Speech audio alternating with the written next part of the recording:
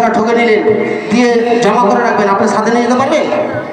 কোনো লাভ নেই। তাই বলছে গোবিন্দ, যে আমার হয়, যে আমার হয় সৎ পথে রোজগার রুজি করে যদি এই গোবিন্দ চরণে 5 টাকা দান করে ভক্ত সেবা দেন, তাহলে আপনার মানব জন্ম ধন্য।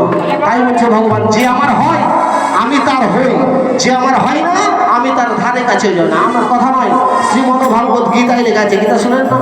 ভগবান নিজে বলেছে, যে আমার হয় আমি তার হই।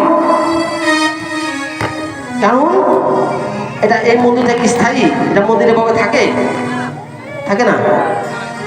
পূজা হলে সব শেষ, পূজা পার্বণ হলে সব শেষ, তো যাই হোক মন্দির নেই। তো যদি পারে এতটুকু জায়গা, এখন কার কতটুকু জায়গা তো আমার জানা নেই। আর যে মাটির দাম আপনাদের অনেকে জানি না, আমি এলাকাতে কত করে দাম, পারলে একটা ছোট্ট রাধা গোবিন্দের, বেশি জায়গা নেই, 3, 4, 5 হাতের মতো জায়গা নিয়ে একটা মন্দির করি, মন্দির করবেন। স্থায়ী একটা মন্দির হলে, ধরেন আপনার সঙ্গে আমার বিবাদ আছে, তো গীতা পাঠ করবেন। গীতা পাঠ করলে কি করতে হয়? গ্রাম প্রতিবেশী আত্মীয় স্বজনকে একটু বলতে হয়। আপনার সাথে যত ঝগড়া বিবাদ হোক, কিন্তু মাটি একটু চেপে নিয়ে এসে তো ঝগড়া লেগেই আছে, গীতা পাঠ করবেন।